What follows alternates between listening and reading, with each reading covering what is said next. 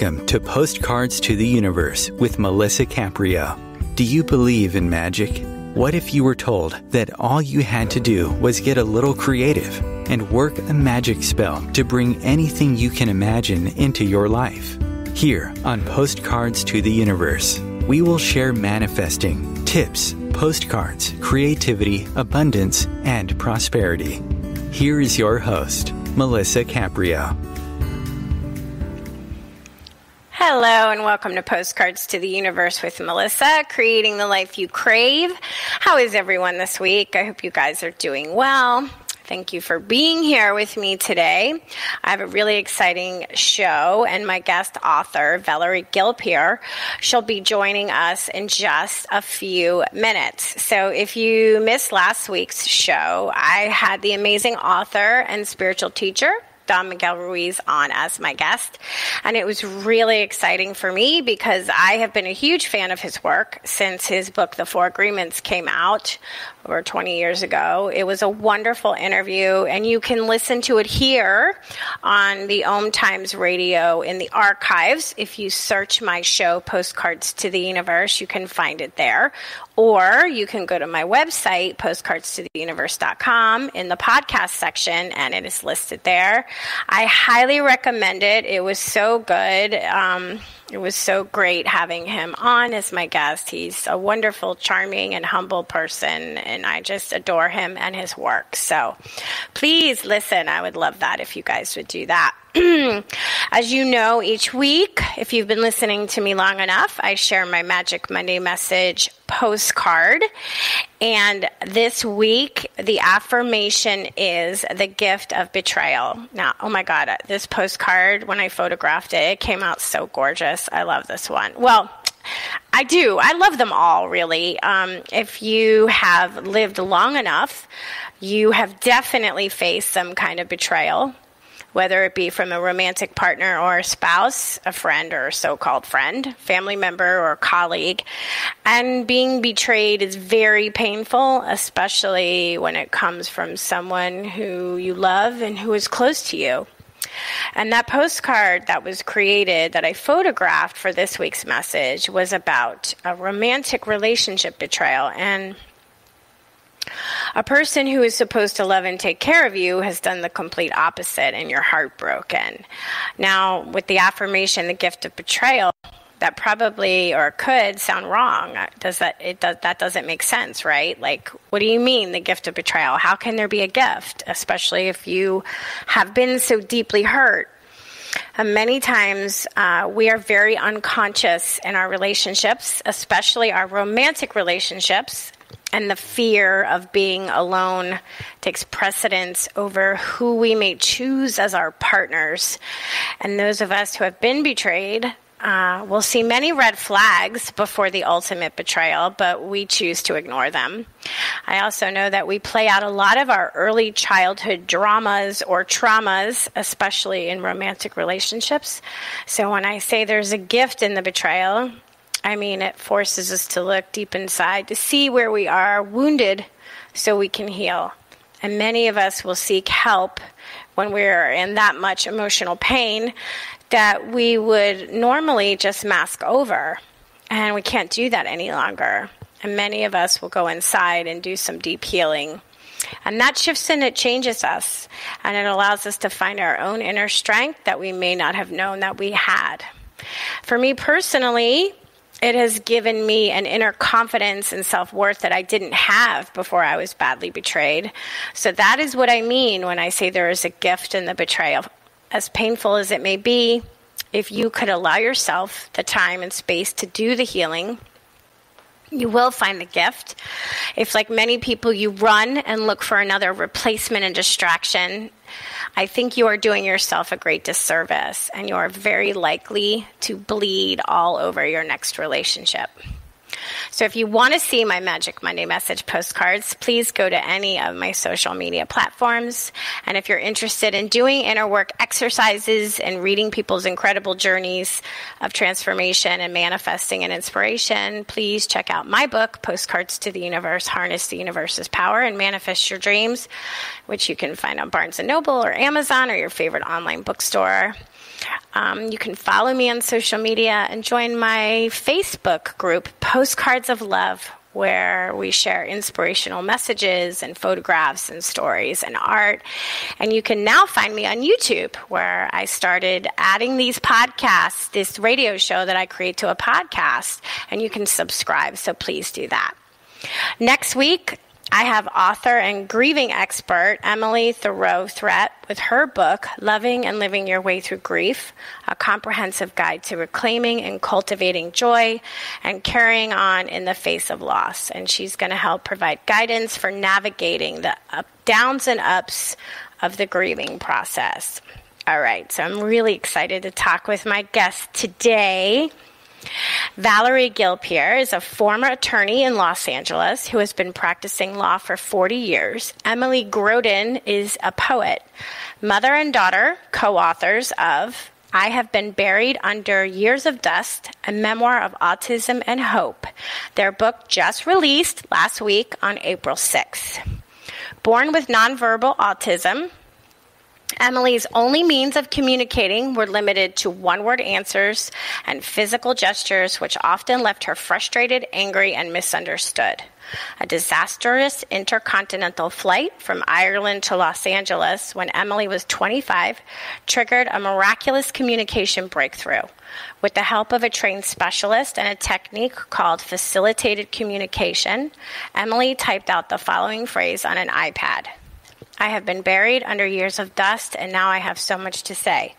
That sentence opened up the floodgates of communication, and while Emily is still nonverbal, she hasn't stopped talking.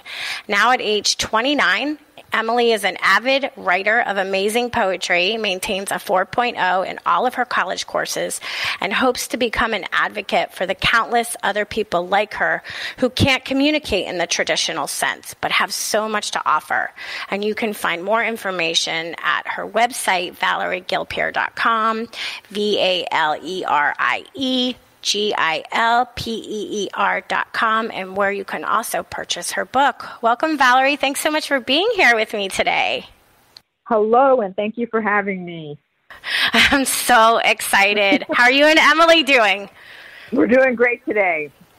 We're doing great. Good. Good. Okay, so we're going to get into your experience, but just really quickly, I was looking up statistics before you came on to the show, and it said in 2020, the CDC reported that approximately 1 in 54 children in the U.S. are diagnosed with autism spectrum disorder, or ASD, and that's 1 in 34 boys and 1 in 144 girls.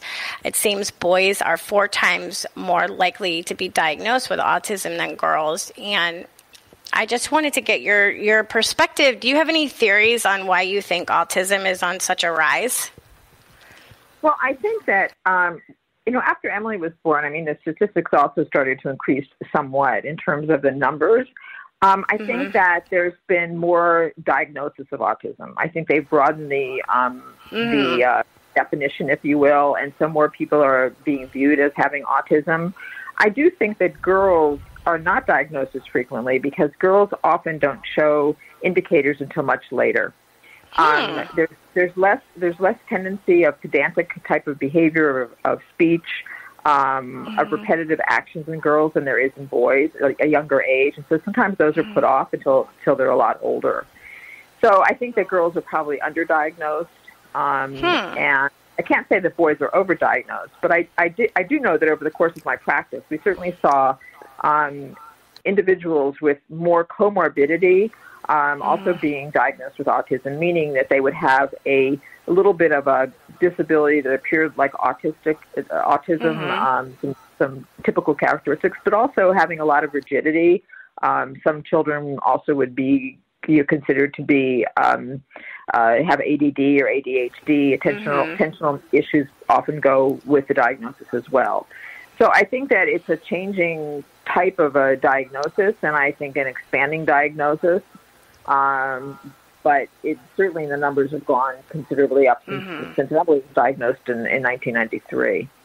Yeah, yeah. Do you think environmental has anything to do with it? Do you think it's that? Because I know they say, and you talk about this in your book, because I just finished your book, by the way, last night, which was excellent. Thank you. So I was really excited to read it. You said that you were older when you were pregnant, and they do link that older parents seem to have a higher, there's like a higher chance in older parents. Well, I don't think they really found, exactly what that there's one cause, that there's one link. I mean, it seems like to be sort of the lottery in reverse, as they used to say. It's like a genetic situation and a genetic link possibly, and also possibly environmental, or a collision of the two. And, a predisposition. It doesn't seem to really be that anyone has completely identified that there's one gene. I mean, I know there's been a lot of work on identifying a gene that might cause autism. Sure. And if you identify a gene, you might be able to, mitigate against the outcome or the severity, because you'd be able to treat it perhaps. But right now, I don't think that's been identified, and I don't think there's one answer as to what causes autism, or why it results. Yeah. Yeah, I agree with you on that. I am, just for those of you guys who are listening, I have a nephew who's on the autistic spectrum, and he's going to be 7 in May, and he's nonverbal, like Emily. And so let's talk about Emily. Like, was your pregnancy, was that normal with her? Did you have a normal pregnancy? Any issues? Yes, my pregnancy was completely normal. There was really nothing. The only difference in the pregnancy was really the delivery, which is actually very interesting about. She was a forceps delivery, so that was a little bit different. And I've learned over the years that some of other children who have autism or also had the forceps issue. So there's they sort of pull them out from the birth canal, with the forceps. And I don't know, but the thing is so strange is that there was nothing after Emily was born up till 18 months. That, indicated that anything was amiss.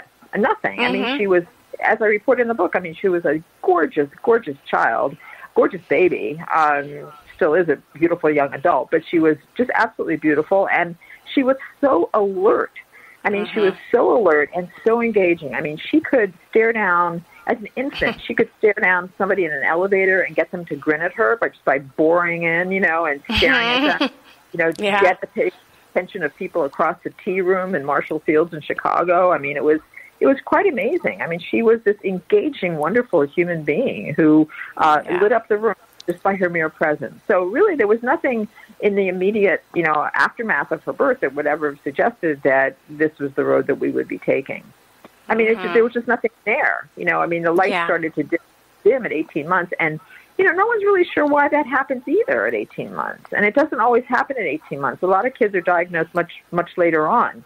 We had an early diagnosis because we were so confused, honestly, by what was going on. We knew who she was when she was born. We knew who she was for the first 18 months. We started to see some subtle changes around the 15th, 16th month. So by the time of her second birthday, we were pretty much convinced something was not happening that things were not happening the way they should. But a lot of kids don't get that diagnosis until they're 5, 6, or even older. Yeah. It's interesting because Enzo is a similar experience. He was very it was around 2, I think, that he was diagnosed, and he was starting to talk. And I think you mentioned that, didn't you, that Emily was starting to talk, saying those words at 1.5, that you expect them to say, like he would, and then it just started to stop. Yeah, then it just started to stop. But he's always given amazing eye contact. That has never stopped, and laughing at you and engaging with you. It's just the talking stopped.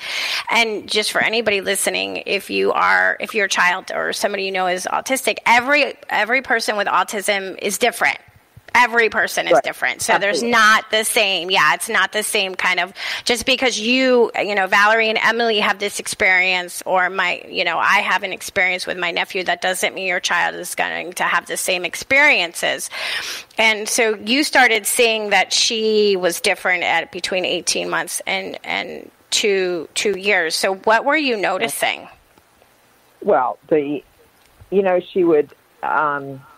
wasn't participating in activities that other children were participating She also wasn't really cuddling the way that she wasn't as dependent on me as she probably should have been. You know, she was not. It wasn't that she was resisting me, but she wasn't necessarily, you know, seeking me out completely and clutching me. You know, being really dependent the way a young child is.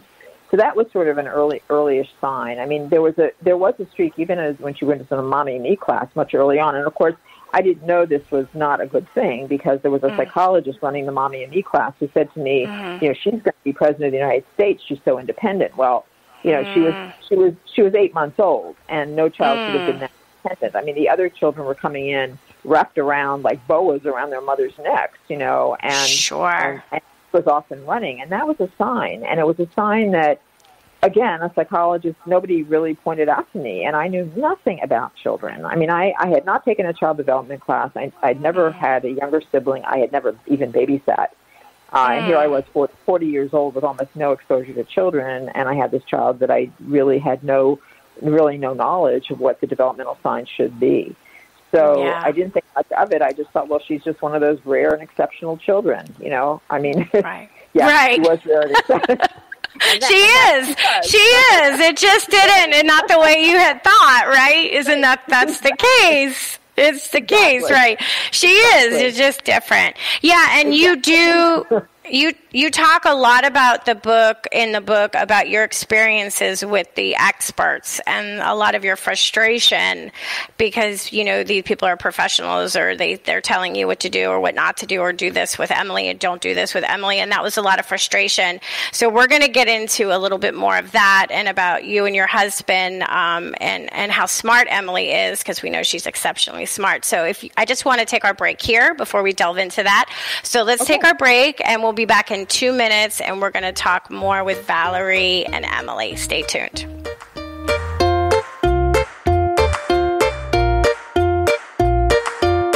Conscious media for conscious minds. OMTimes. Host your show on IOM-FM, the radio network of OMTimes Media, one of the more recognized brand names in the conscious community, and is backed by the extensive marketing reach of OMTimes. Hosting a show on IOM-FM immediately connects you with our extensive dedicated community.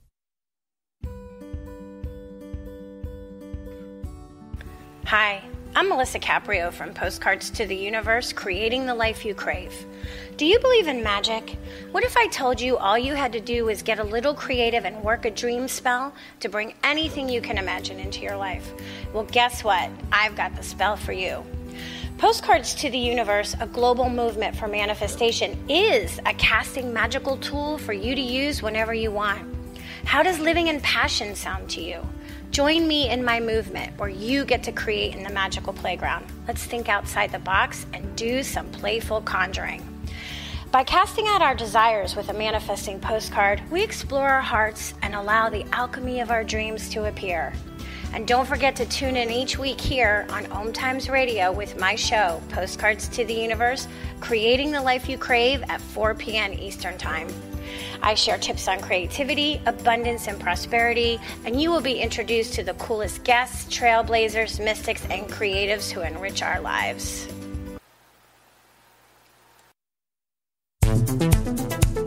My name is Victor Furman.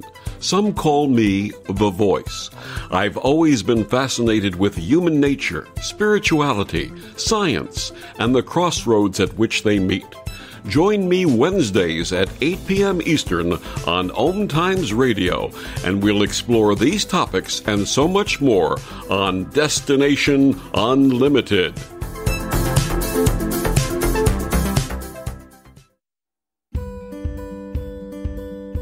The rainbow is God's promise of hope for you and me. And though the clouds hang heavy and the sun we cannot see, we know above the dark clouds that fill the stormy sky, hope's rainbow will come shining through when the clouds have drifted by.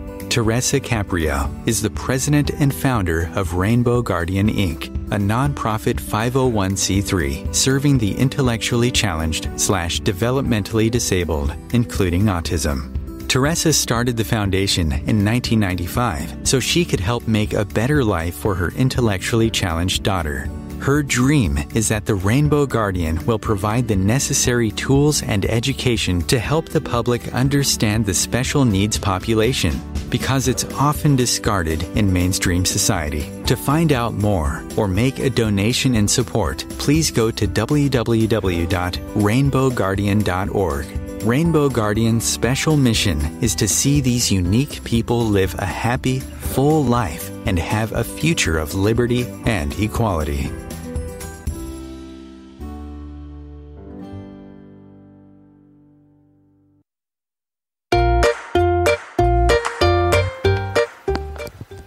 Welcome back. So I have author Valerie Gilpeer here with me today, and she co-wrote the book with her daughter, Emily Grodin, I Have Been Buried Under Years of Dust, a memoir of autism and hope.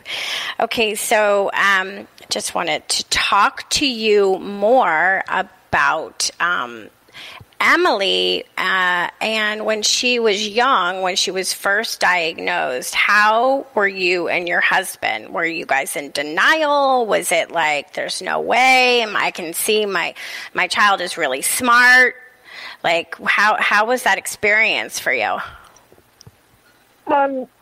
So we were in shock. I wouldn't say we were in denial. Okay. What happened is that, we got the diagnosis, and then, we kind of suspected it because, as I said in the book, the doctor asked me what my worst fear was, and that's what I said, that it was autism, that she had autism. So I was sort of beginning to think that something might be down that road, that might be where we were going. But I was pretty much, I must say, I was pretty much paralyzed because we were told to seek a different opinion, and we would have sought a different opinion anyway, and that's why we went to see another specialist over at UCLA this was really her field. The woman who originally diagnosed us was she was a developmental pediatrician. She wasn't really a specialist in autism. She was a developmental pediatrician. And so we did want to further confirm it. So my husband actually is the one who took her to the second appointment with the specialist over at UCLA. And, so I couldn't go. I just couldn't go. Yeah. Because I was so upset. I was so upset because I was pulling up, videos and seeing things and knew things. I mean, I knew very little about autism, but what I did know was from college. And of course, these were, I remember from psychology classes in college, they would have very brief snippets of educating you on autism, what it was. I mean, but I do remember some very old newsreels of individuals kind of in a corner and rocking back and forth. And that was my image of a person with autism, quite frankly. Yeah. Somebody with their hands over their head, almost here in Los Angeles and in California, we do earthquake drills. And so, the concept of duck and cover, we did the drills when I was back east, for potential, bombs. You duck and cover. You pull your knees in, and then you go into a corner, and but these people were rocking back and forth, and that was my image. So you can imagine if I was given a diagnosis and that was my image of what it was going to look like for my daughter, how terrifying that was, especially because I had this gorgeous child that was staring at me with these big brown eyes, and I couldn't imagine that was her future. And it really got worse. It got really much worse after that before it got better, because then I was bombarded with other videos and information which showed me with girls who could barely comb their hair and who could barely do anything. And that's, fortunately for us, that isn't what happened for Emily. But Emily developed, I think, hugely because of the unbelievable effort that we put into kind of putting on its head a lot of things that we were told about her. Because you were advocating, you and your husband, it was a full-time job for both of you, her whole life. And she's 29 today? Yeah. I mean, she was a full-time job, but we also had full-time jobs. Right, of course, yeah. We had double the activity, but I mean, there were so many things. I mean, we were told that, she had what they call hypotonia, which is low muscle tone. My nephew has that. Enzo has that. Okay, Same thing. So but I cured that. How did I cure that? I'll tell you how I cured that. I would come home from work every day early from work. I would put have my suit on. I'd put my tennis shoes on, and I'd whisk her off to the local park, and I would get her on the jungle gym. And I would push her little butt up that jungle gym and keep doing it and getting her to use her muscles. You know, I enrolled her in gymnastics classes. We walked with her incessantly. And this child started walking from the day that she could walk. And she has not stopped walking since. You know, I mean, the development of those muscles was huge because because the motor control is a very important thing. I mean, that whole sensory thing that I talk about, the whole developmental thing I talk about in the book, and the central nervous system and the sensory information. But the motor control, this being probably a motor disorder, is really the issue.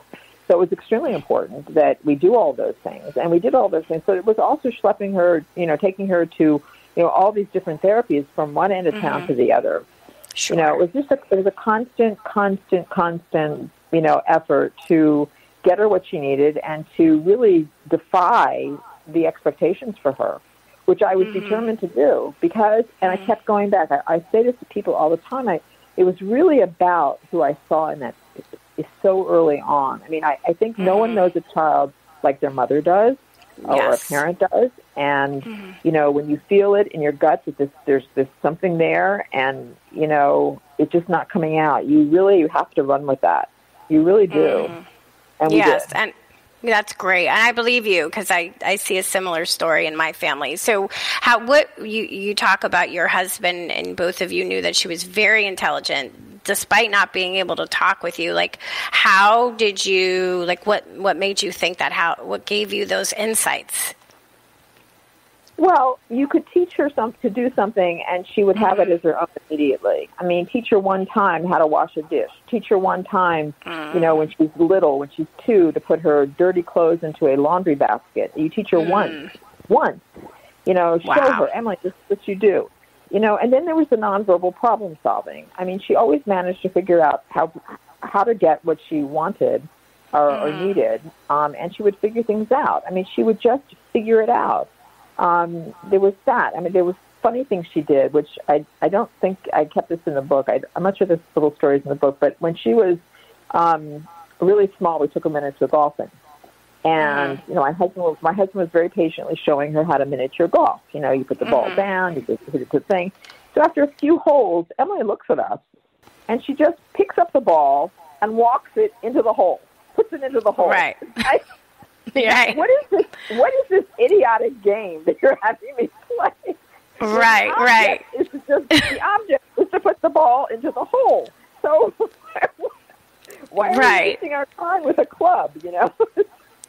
So you knew she was fully understanding everything, right? Okay, yeah. She understood the object of a game. I mean, if you think about it, miniature golf is pretty silly, you know. It is. Right. And she figured it out. She was like way too silly for me. Anyway, that was something that my husband and I, Tom, still laugh about. It just cracks us up. But she also did other things, you know, too. I mean, you know, it's just kind of endless. I mean, I once saw her walk into a bakery, and she had money in her purse when she was a little older, and she had money in her purse. And I see her walk in, and she was walking ahead of me in a shopping center. She goes into the bakery, and I said, okay, I'm going to watch this one because, you know, this will be very interesting to see what happens. Right. So she points out what she wants to the woman behind the counter, and then the woman tells her something, and Emily just puts some money on the counter. And the woman, I guess, understood that she wasn't going to say anything, so she gave her what Emily wanted, and she gave her back some change, and Emily bought a cookie. Wow. Yeah, so she understands nonverbally that she's doing that on her own, which is so incredible. And you talk about the biggest challenge with Emily is she has behaviors. She had behaviors, and she had meltdowns. And I know, I know what meltdowns are and how stressful those are. And it was a very traumatic meltdown when she was 25 on an airplane, of course, of all places, right? Like, it couldn't have happened at home. It had to happen on an airplane. That forced her to realize in her own mind, which I thought was extremely interesting, in her own mind, that she needed to do something to change the way she could communicate with the outside world. She had to take control and do it, which I thought was super interesting. So how was dealing with, having in the behaviors for you and your husband? And I imagine that put quite a strain on your marriage. Well, it did, and we talk about that because there was a bit of a split in terms of how to deal with those behaviors at different times of the day, which I detail, and it was difficult. I mean, it was relentless, and I think it was really born out of frustration. I mean, people will tell you that behaviors are a way of communicating, and it was an increased sign that she was just very frustrated. But there was nothing we had tried everything by that point, and we really didn't know what was going on with her or how we could change it. And, of course, you know, the reality of it is that she did have an awful lot that she wanted to share, and I think that it really, truly was that she had reached that boiling over point where she just said to herself, as I think many of us get to the point where we just say, okay, I've got to change this right now. You know, we all do things that we probably would rather that we didn't do, and it's really incumbent upon us to say, I'm the only one who can make change for myself. And don't you think so? Don't you think that's true? I mean, that we really... absolutely. Absolutely. Not for anybody, but for her, she was smart enough to realize that this was no way for her to live anymore. You know, this was no way to live. And so that really, I think, really brought on the change. And it took an awfully long time, let's say. I would have thought that she would have come to that a lot earlier, given her level of intelligence. But for whatever reason, you know, she reached her own breaking point. And then she was ready to start communicating with us. And boy, did she.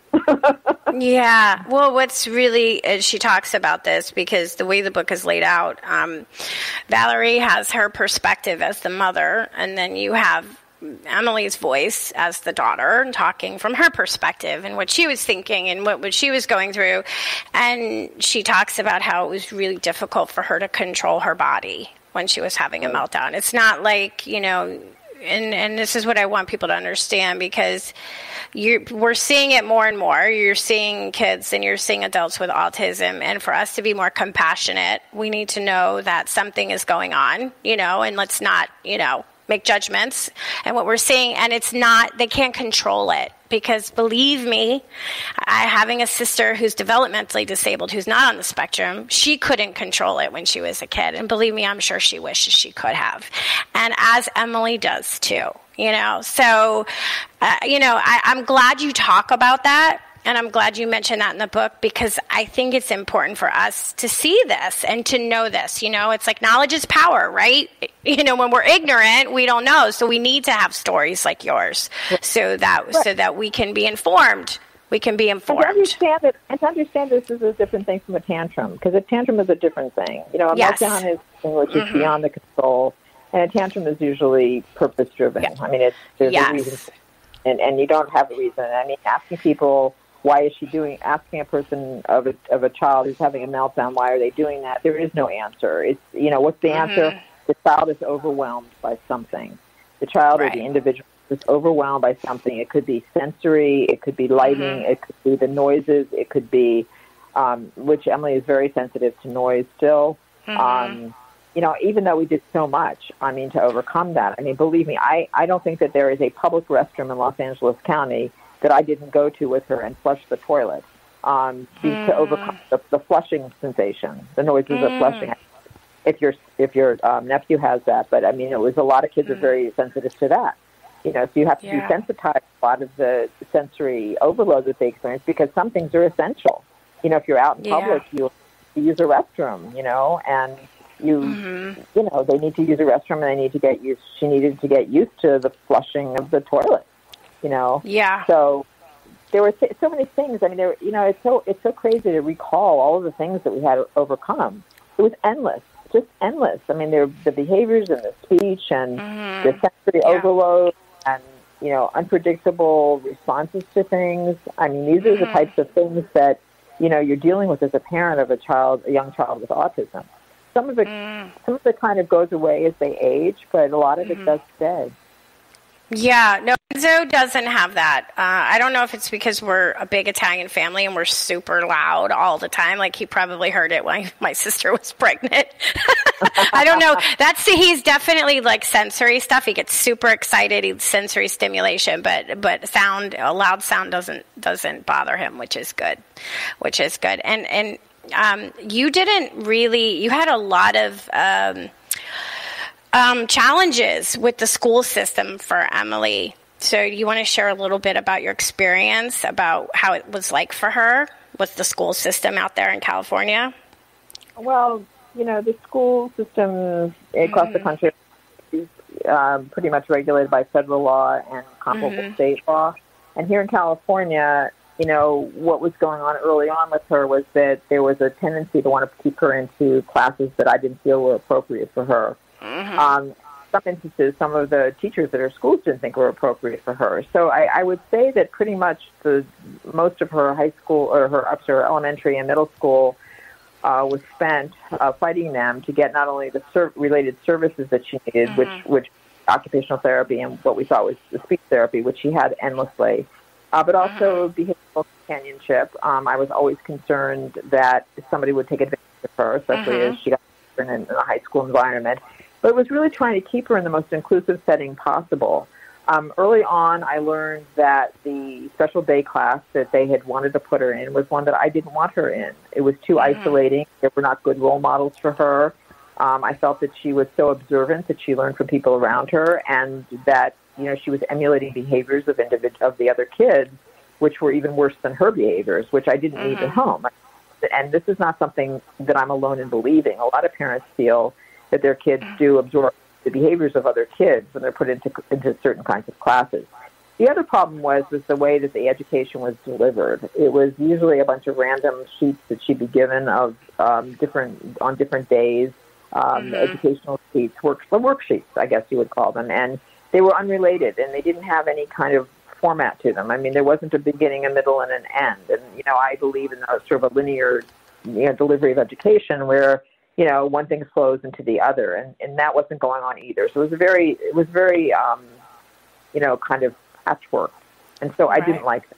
So I did spend a lot of. Excuse me. No, go ahead. I'll let you finish your thought. Go ahead. Yes. So I did fight almost on a yearly basis with the school district, and then even when the school district had agreed to things, there were also the fights with the principals and at various schools as well. So it was challenging. I mean, it wasn't really until she was well into high school and settled in the second high school that she went to that things started to calm down. I think they finally took me serious. Good. Well, that's what I want to talk about, because she did really well in high school, and I wanted to ask how she was accomplishing that. So we're going to take our second break right now, and we'll be back in 2 minutes. And then I want to talk about when Emily started talking to you. Okay. Stay tuned, guys. We'll be back in 2 minutes.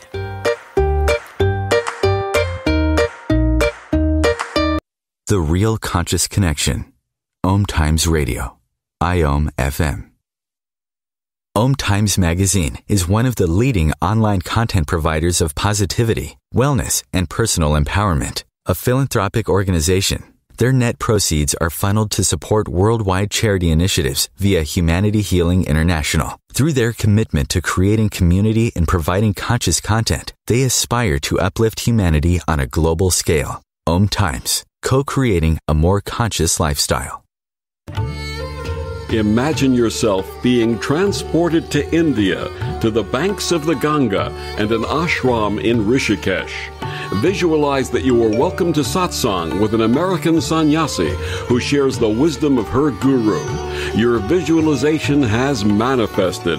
Join Sattvi Bhagawati Saraswati for inspiration and transformation every Thursday at 11 a.m. Eastern on OMTimes Radio.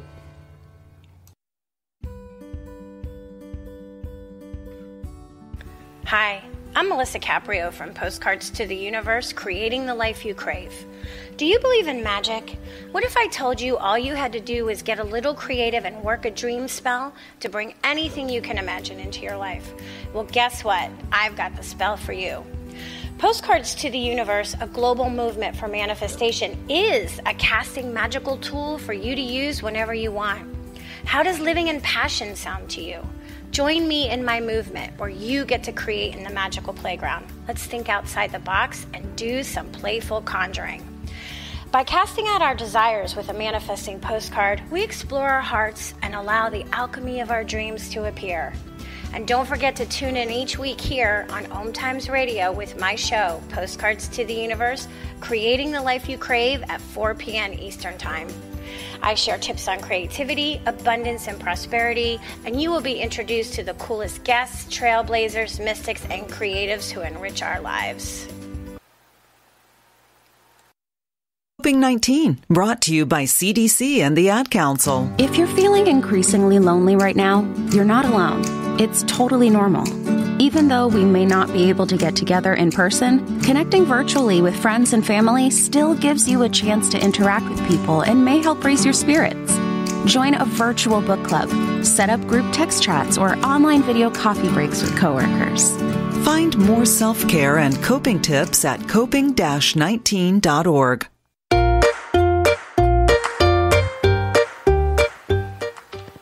Welcome back. Okay, so I want to jump right in. So Emily did really, really well in high school, and she also is she still in college, or did she graduate by now? No, she's in college.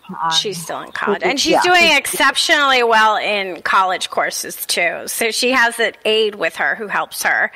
And I'm curious, before the facilitated communication, which is what allowed her to talk, how in high school was she doing so well? Like, how did the teachers just know, okay, Emily, everything Emily has to turn in is like through because she's not speaking. So how was she like turning in her work and doing all that kind of stuff? Well, there were kind of alternative methods. I mean, in her English class, for instance, the English class that she was in, there was just a lot of, she did actually write things down in English, and that was, I think, where she got the foundation of her ability to communicate so beautifully when she did start typing, was because that teacher really sort of ground into them the punctuation and grammar and all kinds of things. She was a remarkable teacher. But the other things were she would be asked questions, there would be multiple choice questions given. Things might be read to her, and she would answer them, she would answer them by multiple choice, or she could write a yes or no question. It would be something like that.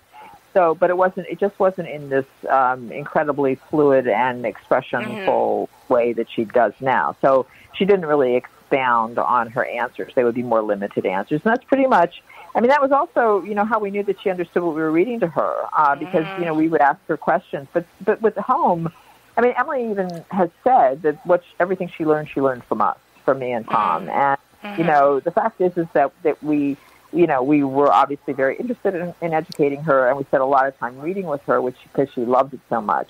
But I remember reading to her and stopping a paragraph often. We would do this almost every night. We would stop and say, describe the person, or describe what you just read about. And she would give us maybe one-word answers. She would describe a tree, or she'd describe a person, or she'd describe an activity, which clearly made us understand that she was understanding what was being said to her. And the interesting thing is that I don't think anyone ever thought that her receptive language was not intact. She was clearly understanding everything that was being said to her.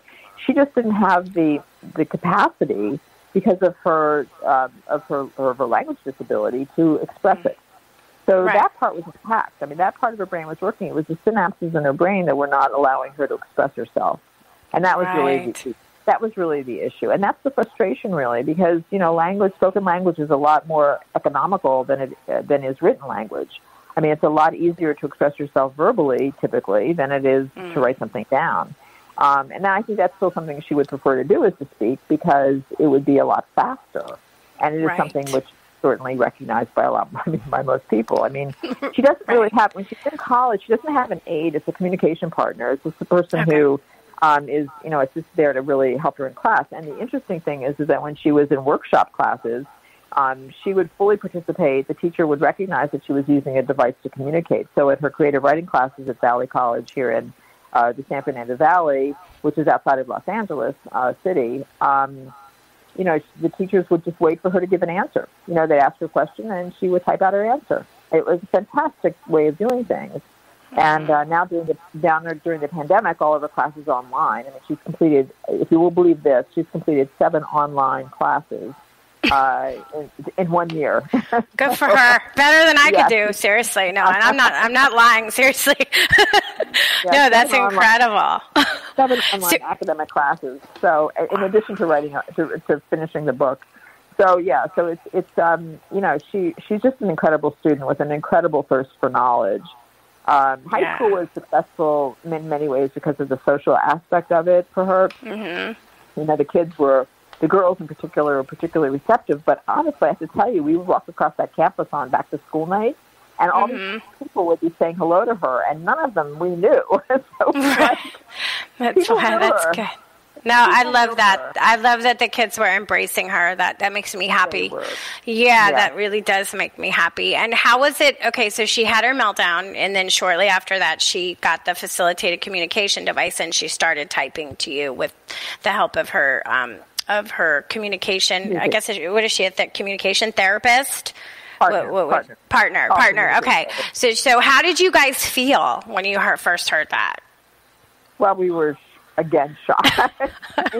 You know, I mean, when the incident happened, it was like, you know, we were just sort of rubbing the sand out of our eyes from this experience, and waking up, and we were exhausted, and it was the day after the return trip from Ireland, and you know, it happened so quickly. It was certainly unexpected. You know, we just thought that she would just be in a really foul mood because it was such a foul experience coming back. Sure. But she wasn't, and she was ready to go, and it was like, you know, and we met it with a lot of disbelief, in all honesty. You know, it was kind of like, this can't be happening. And I knew about facilitated communication. I mean, I knew about this whole process. I mean, not only had I seen it, as I share in the book, early on, I mean, very early on, in 1994, 1995, but I also represented children in my practice, my law practice, and I obtained those services for them.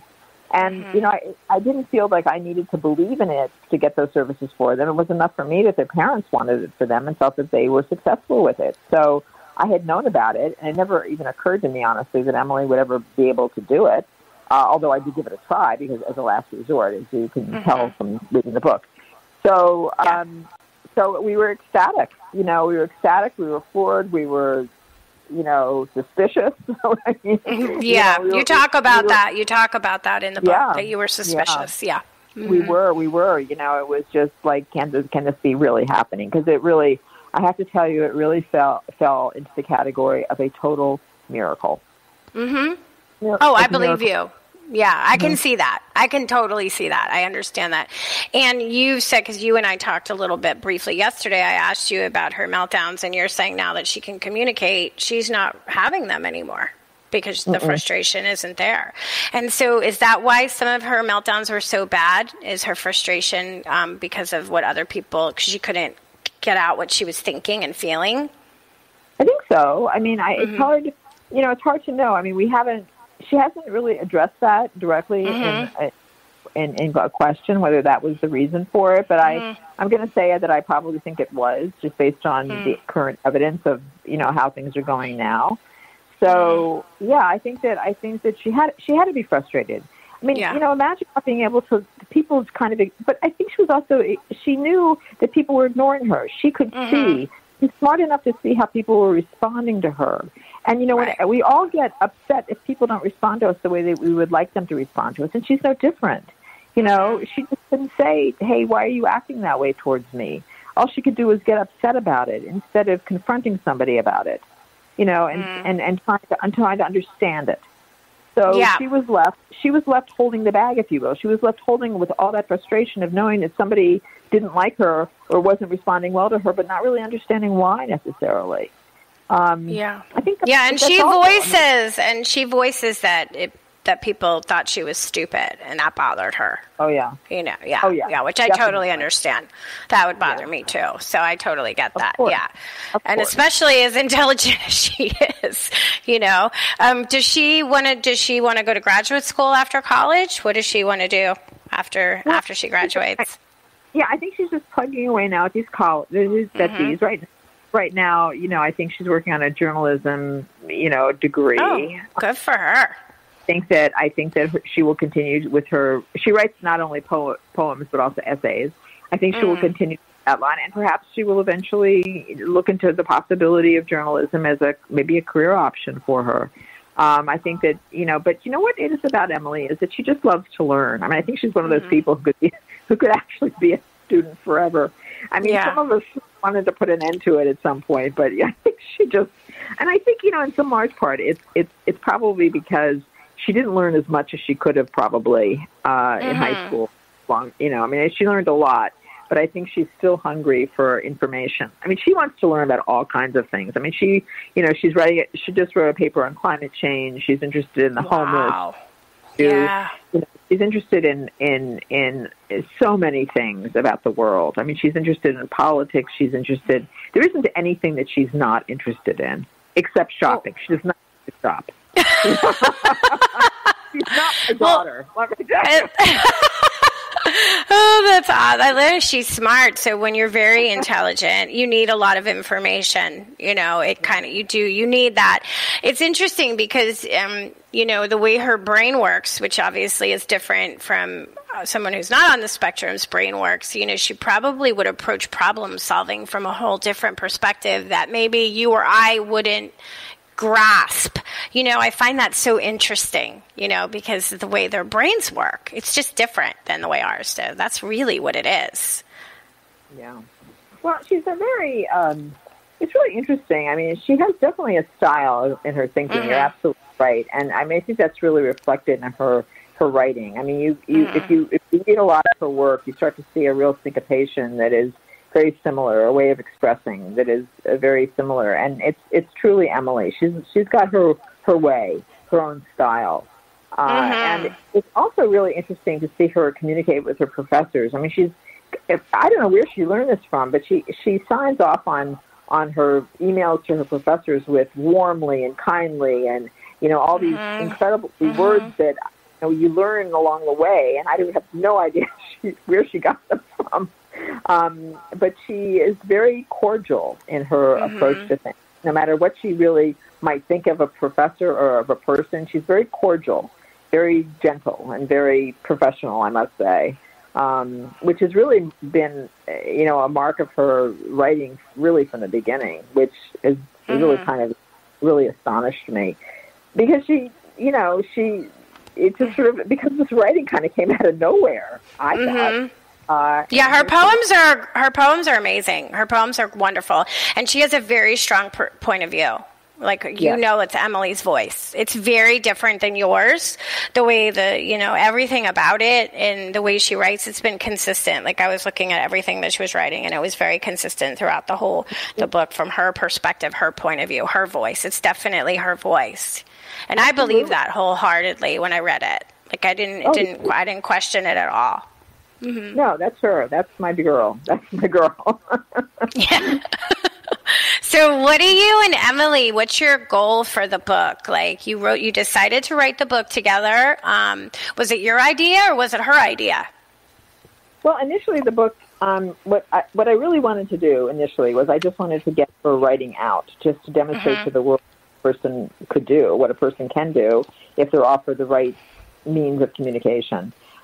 When it appeared that story that probably was not the way to go to make we decided that we would make it more interesting by actually talking about how we got from the point of her not communicating to where we are now, and thus the integrating our experience of raising her with and then putting her words woven throughout it. So that's kind of how it came about. Honestly, but the backstory of her raising was just sort of the really sort of the background noise. It really wasn't the point of the book. The point of the book was really to communicate the strength and capability of individuals with nonverbal autism, and what is possible. And that's where the hope part comes in. Is that this is a possibility, and this is something that may not be for everyone, but if it works for one other person, I think we have. We have made our, and that's really all we really care about. That's all I ever cared about. I mean, I also, honestly, I wanted the world to shine a light on my daughter because I love her so much, and I felt like she had been so disregarded for so many years by so many people in so many arenas, and it was kind of like, hey, look at her now. Sorry, I mean, I guess I wanted to brag. I wanted to say, look who she was, and look how I believed in her when you didn't. So it was a love letter of sorts, and it still is, because that's all I really care about is that people understand who she is and who she always has been, quite frankly. I love that. Well, there's nobody like a mother who advocates for their kid. I have a mother who does that, and she did it for my sister, and she wanted to do it her way so well. She became a provider and opened up her own group home. So it just tells you. It's amazing, and I love the way that you are shining a light on Emily, and Emily is shining a light on herself about really what's going on, because, we don't always really know. And the fact that she decides she wants to write and she wants to share her journey with us, I think is incredible. Anything you want to leave us with? We have a minute left before we sign off, because this has been a great interview, and I'm really honored that you said yes to come on my show. Thank you. Well, I really appreciate the fact that you wanted to have us on the show. I mean, it's so important for people to really understand, about the differences in people. I mean, people, we're all sort of, as I said at the beginning of the pandemic, we're all in this together, but we really are in this together, and I hope people will take a lot away from this and understanding about the differences that are among people, especially people on the spectrum. It's a wide spectrum of individuals. Many have verbal capabilities, but and have other presentations that are different than Emily, and some are like Emily. But no matter who or what or how they present, they need to be considered as active and participant, wonderful parts of our society. Absolutely. And I thank you so very much. Check out I Have Been Buried Under Years of Dust, a memoir of hope, of autism and hope. Thank you guys so much for listening to Postcards to the Universe with Melisa, creating the life you crave. Wishing everyone a wonderful week filled with joy, abundance, and love. Peace.